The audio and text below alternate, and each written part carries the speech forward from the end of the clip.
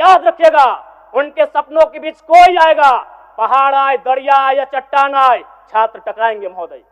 मैं फिर कहूंगा, यदि आप सच हैं तो सच को आंच किया कराइए जांच, सीजीएल की जांच हो। मैं पुनः कहूंगा, खतियान आधारित स्थानीय नीति, विस्थापन नीति पुनः समीक्षा करते हुए लागू कैसे हो, उस दिशा में राज्य को बढ़ना चाहिए। और महत्वपूर्ण विषय महोदय, मैं ये कहना चाहूंगा, हो गया मन।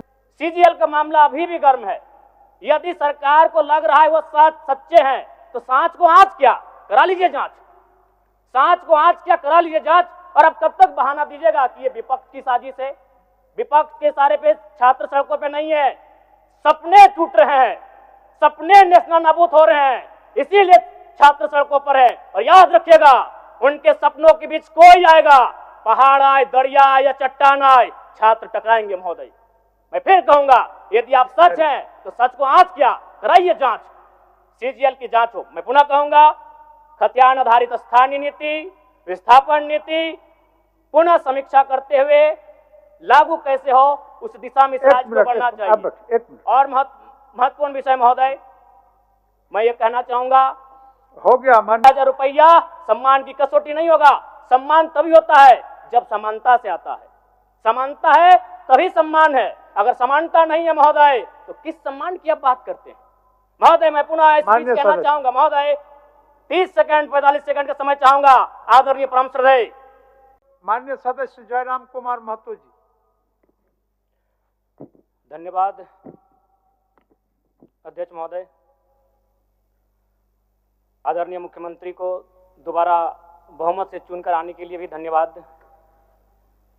माननीय वित्त मंत्री के द्वारा अनुपूरक बजट, द्वितीय अनुपूरक बजट जो 4,833 करोड़ 39 लाख लाया गया है, जबकि यही सरकार ठीक कुछ दिन पूर्व प्रथम अनुपूरक बजट, माफ कीजिएगा, प्रथम अनुपूरक बजट 4,833 करोड़ 39 लाख का लाया गया था।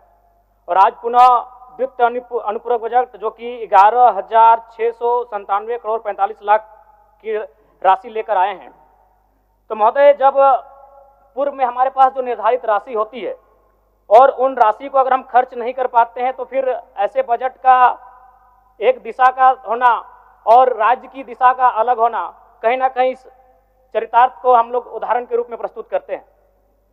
महोदय, बजट की सार्थकता तभी आम व्यक्ति को समझ में आएगी जब एक गांव का सबसे गरीब व्यक्ति, गंगवा की पत्नी गंगिया, अपनी गठरी में बाजार के बजट को रख पाएगी।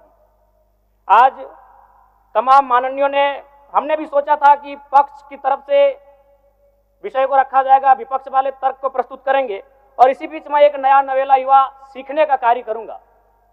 लेकिन मैक्सिमम समय इन्होंने दिशाहीन मुद्दों पे रखा। तो मैं, चूंकि मैया समान योजना मूल बिंदु रही, केंद्र बिंदु रही, किसी ने उसे सम्मान कहा, नारियों का सम्मान कहा, महिलाओं का सम्मान कहा, हम लोग भी महिलाओं के सम्मान के पक्षधर हैं। हमारे एक भाई कह रहे थे कि 2,500 रुपए की राशि जब एक स्कूल कॉलेज में पढ़ने वाली बहन को दिया जाएगा तो उससे वो स्कूल कॉलेज कागज, कॉपी, कलम की सामग्री लेगी। मैं कहना चाहूंगा, अगर आप उसे स्कूल कॉलेज जाने से पहले अगर 2,500 रुपए देंगे तो उसे आप निकम्मा और आलसी बनाएंगे। यदि आपको उस राशि को देना है तो उसके स्कूल कॉलेज जाने के बाद दीजिए, स्कॉलरशिप के रूप में दीजिए। मैं आज पुनः कहूंगा, क्योंकि आप सत्ता पक्ष में हैं, आप संभवतः अपने इस विषय को बचाएंगे, आप अपना पक्ष रखेंगे कि आपने मैया सम्मान योजना एक महान कार्य किया है। लेकिन मैं फिर कहूंगा, 18 साल, 25 साल, 30 साल की लड़कियों को जो आप फ्री में 2,500 रुपए दे रहे हैं, आप उनकी प्रतिभा को हनन कर रहे हैं, आप उनकी प्रतिभा को नकारात्मक दिशा में ले जाने कार्य कर रहे हैं महोदय। मैं इसे आप स्कॉलरशिप का रूप दीजिए। आपको 2,500 रुपए देना है, स्कूल से पहले देंगे ना। मैं कह रहा हूं, मेरी भी सैकड़ों बहनें हैं गांव में, अगर आप स्कूल जाने से पहले 2,500 रुपए उनके हाथ में देंगे, उस पैसे को वह गलत कार्यों में, गलत नहीं कहेंगे, कुछ ऐसे कार्यों में खर्च करेंगी जो लुभावनी हो। स्कूल जाने के बाद, अटेंडेंस के बाद अगर आप देंगे स्कॉलरशिप के रूप में, तो वो बहन स्कूल तक जाएगी।